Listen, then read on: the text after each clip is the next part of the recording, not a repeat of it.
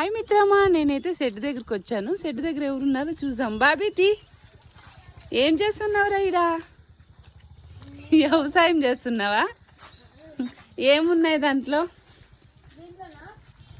Honey నువ్వేళ్ళు బావ దగ్గరికి. ఎవరు మేపుతండి గొర్రెలు? నువ్వా? స్కూల్కి పోవా? ఏం గొర్రెలు అవి? అవునా? ఎలా పెంచేది అవి?